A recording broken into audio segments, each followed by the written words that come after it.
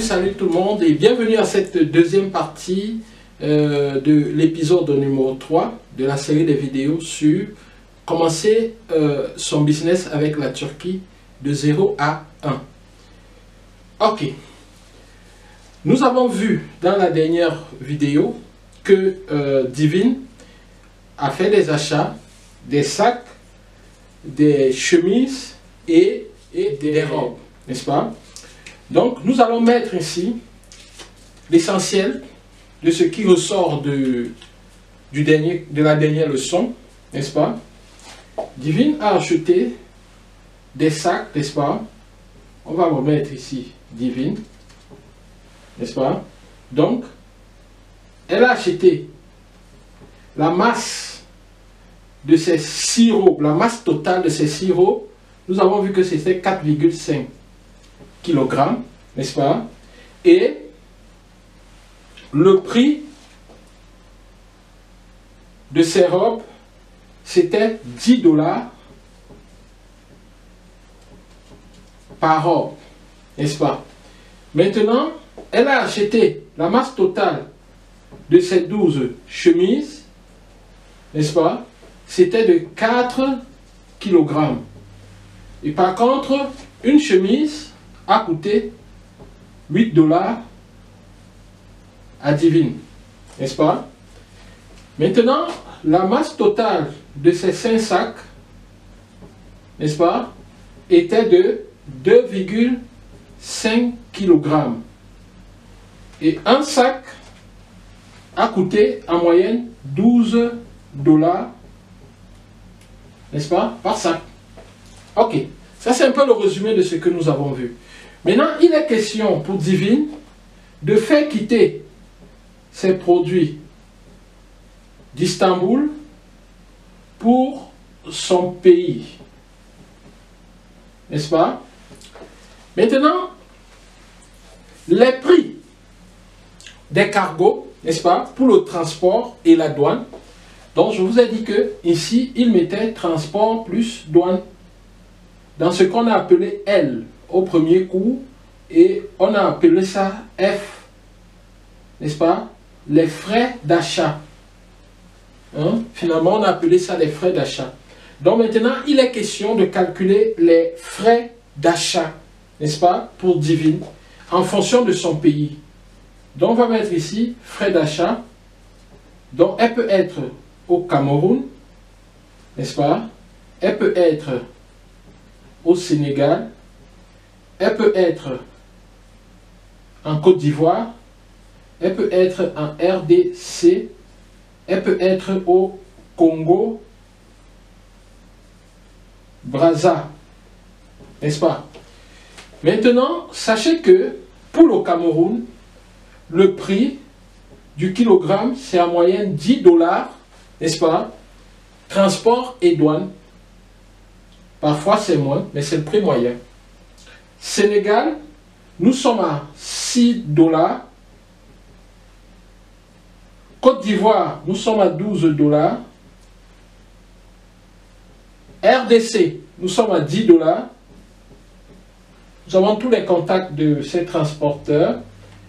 Congo, Brazza, malheureusement, parce que ça passe par la RDC, nous sommes à 14 $, parfois 13 $. Ok?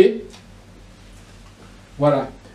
Mais tout ça, c'est pas important. L'essentiel, c'est, en fonction de ça, vous allez intégrer ça dans le prix et voir si vous pouvez être compétitif en fonction de la philosophie de vente que vous avez adoptée. Ok? Donc, voilà. Supposons qu'elle est donc au Cameroun, n'est-ce pas? On ne va pas se casser pour pouvoir faciliter les calculs. On va prendre simplement la masse globale, n'est-ce pas? La masse globale ici, c'est quoi? Ça sera 8,5, n'est-ce pas? Plus demi 9, plus 1, ça fait 11 kg. Elle a 11 kg ici, n'est-ce pas? Le prix globale, on va également le calculer. Mais pour l'instant, restons à la masse globale qui est de 11 kg. Ok? Ça va nous permettre d'avoir le coût, n'est-ce pas, des frais d'achat. Donc pour le Cameroun, qu'est-ce qu'on aura comme frais d'achat? On aura 11, n'est-ce pas, kilogrammes multiplié par 10 $, n'est-ce pas? Ça va faire 11 fois 10. On est à 110 $. Ok? 110 $ pour le Cameroun, les frais d'achat. Par contre, ici, on aura 6 multiplié par 11, n'est-ce pas? On a 66 $ pour le Sénégal.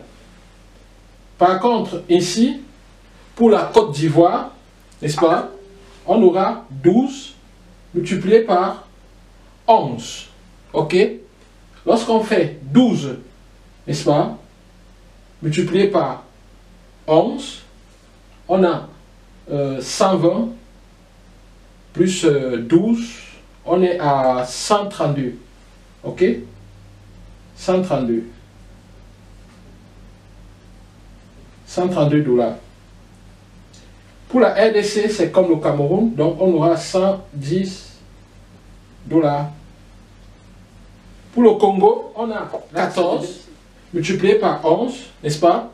Lorsqu'on fait le calcul, on est à 152. 152 $. Ok.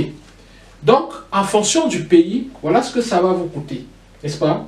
Il est maintenant question de voir quel est l'impact de tout cela sur le prix de vente de chacun des produits dans mon magasin, n'est-ce pas? En tenant compte également, parce que là on a pris les frais d'achat, on va aussi tenir compte des frais fixes, n'est-ce pas? Si dans mon magasin, si j'ai la location, n'est-ce pas? Si j'ai les employés, si j'ai la livraison, si j'ai... Bref, je dois tenir compte de tout cela. Et je vous disais la dernière fois que même si je travaille à la maison pour l'instant et que j'ai une boutique en ligne et tout, je dois tenir compte de l'espace de ma maison que j'utilise et du temps que je passe sur mon projet. C'est très important pour capitaliser tout et savoir si ce que je fais est rentable ou pas. N'est-ce pas? Même si c'est mon mari qui s'occupe de la location et tout, dans mon business, je tiens compte de ça et à la fin, je vois. Et c'est ça qui va me permettre de savoir si je suis prêt pour aller prendre un local ou pas. Ok? C'est très important. Ok? Pour cela, on se retrouve à la prochaine leçon. Au revoir et à très bientôt.